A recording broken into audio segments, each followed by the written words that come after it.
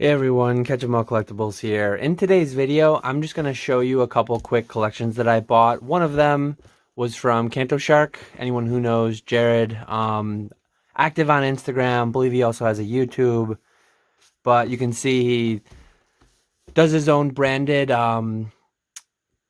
collector's materials, like calls them shark sleeves, basically card saver one equivalent. If you're familiar with graded card semi-rigid submission sleeves, comes with 100 soft sleeves and 100 sticky tabs. He sent me this mini collector's kit. I didn't buy it, not a sponsored video or anything, but he did send me this just to check out his product, I guess.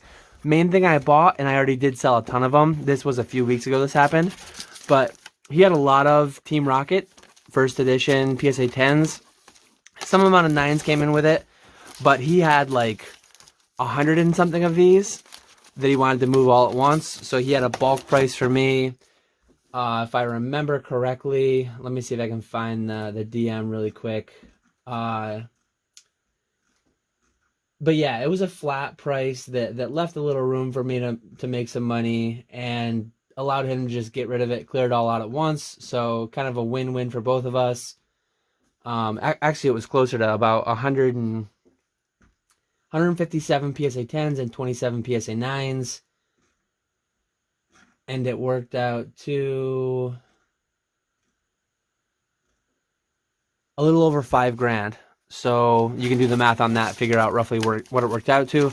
But yeah, like I've mentioned it before, if you have to sell 200 different cards and they're all individual, it's 200 photos. It's so much more work than to do one picture of the front of one Psyduck and then to sell several of them with that same listing. I never used to do it. Like a year or two ago, I used to do front and back individual of every slab. But when you're talking a card that goes for anywhere between $20 and $200, generally speaking, I'll just do a front picture and I'll say it'll show the cert, but I'll just say, hey, this is a stock photo. I have multiple available. That way I can do one front picture and just sell several. It cuts down on listing time so much. It just makes everything so much easier. For those lower value cards, it is just, I found it to be well worth it. But yeah, I bought all those cards from him. Wanted to show it really quickly. After I'm done showing this, I kind of want to open, I've never opened one of these. I want to open it and see what's in it, give my thoughts. I do have, the second half of this video is a local purchase that I made earlier today, actually the day I record this. I did intend to have a PSA and or CGC send-off video for today.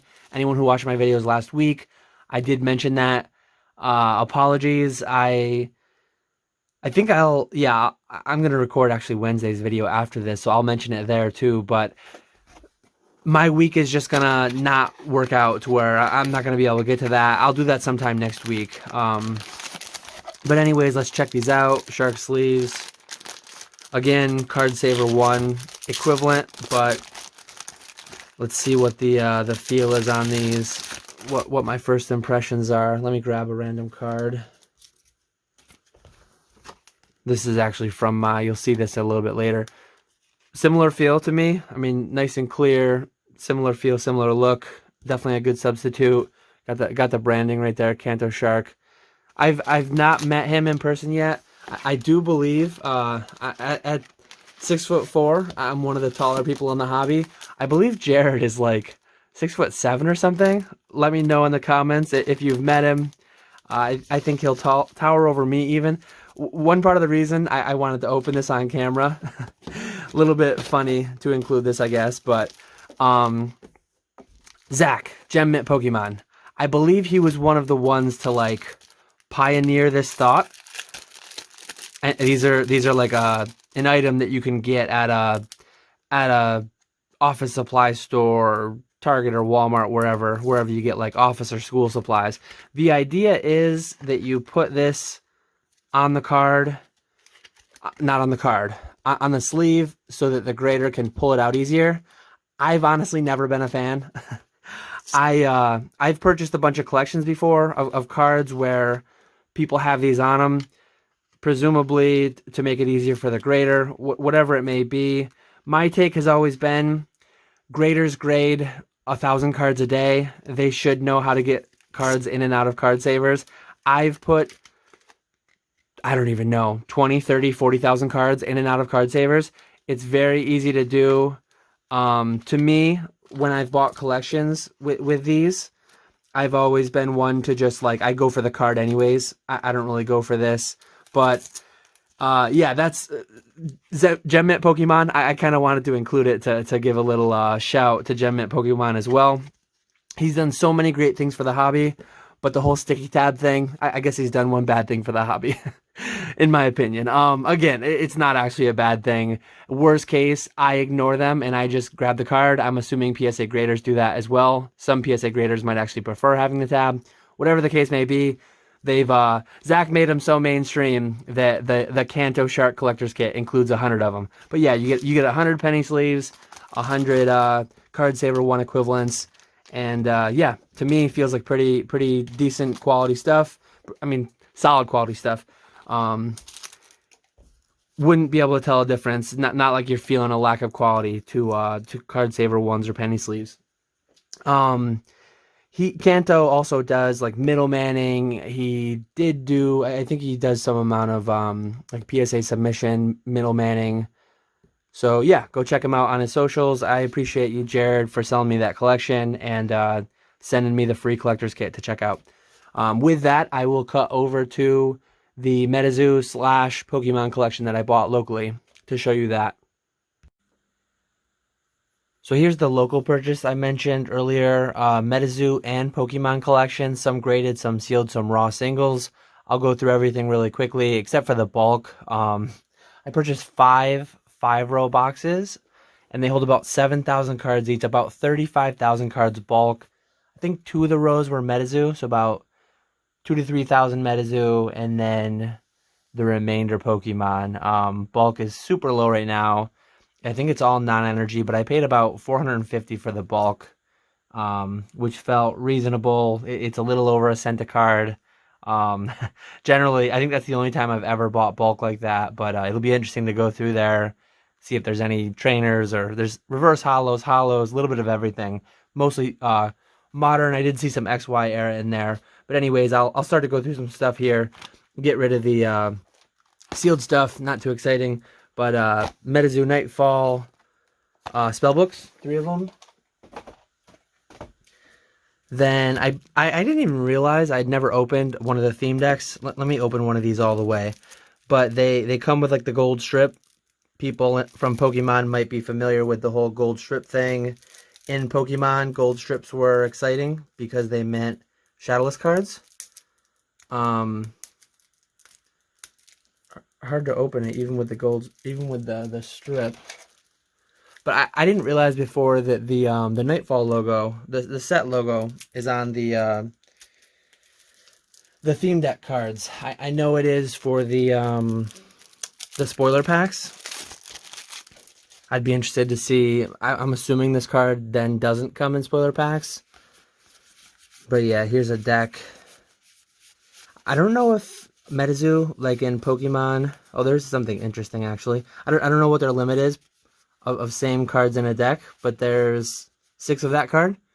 So maybe a playset in MetaZoo is 6. Maybe that's how many you can have in a deck of the same card. But yeah, do they do non-holo exclusives in these decks? I'll have to look into that. I'll be pretty interested to see. I'm not going to open them all. I just wanted to go through one really quickly. Couple different sealed things in the back. Couple of the Christmas things. Yeah, shout out TCG Fruition. We met up locally earlier today, the day that I'm recording this, to do this deal. I paid $1,200 for everything not bulk, and then I paid $450 for the bulk, so it was about $1,650 for everything. We've got some MetaZoo Pin Club from Cryptid Nation. We've got a Nightfall pin case. I really like the pin promos. They went to like a blind box for Nightfall and Wilderness, whereas in Cryptid Nation you just bought the ones you wanted. There is like a blind booster pack in there though. I kind of like the new style with the blind booster pack hunt basically. Theme decks from Nightfall. We've got 3 release event boxes for Nightfall. And then I'll go through these 2 stacks of Pokemon cards. And quickly, I guess I'll go through the Topps Cryptid Nation. I really like the Topps release. The cards feel really nice. I hope they sort out the whole weighing thing. But 2 Snallygaster Holos, and then just a bunch of bulk. No serialized cards or anything in there. I did look quickly. I'm sure Chris over at TCG Fruition probably knew to look for those and pull those out if he had hit any.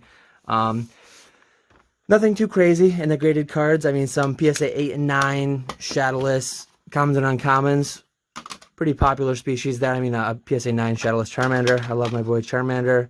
Some of this stuff, I'll have to look at the individual prices. If it goes for like less than 20 bucks a piece on eBay, I'll probably bulk some of it. I have a bulk slab buyer that just buys probably for whatnot sales or whatever. There's a crack case on that. So some of these I might have to set aside to have them reslabbed at some point. But if it's like a PSA 8 Shadowless, it might just be better to crack it and sell it raw. But yeah, cool to meet somebody local to me, buy the collection. We talked about some of the conventions. We talked about me meeting Rusty. We talked about some of the channels that we watch on YouTube. Yeah, I've mentioned the conventions are one of my favorite part of the hobby, sharing the passion with fellow collectors. So to find somebody local to me, pretty interesting. Really interesting to see the GMA slabs. I had never owned one. I haven't looked too closely, but like obviously an unlimited for Clefairy wouldn't be too much value if it was in a PSA slab. So like this, I'll be interested to just review them closer and see what they'd feel like, what they'd grade with PSA. This card was really interesting. I looked it over. It's got a couple print lines on the front.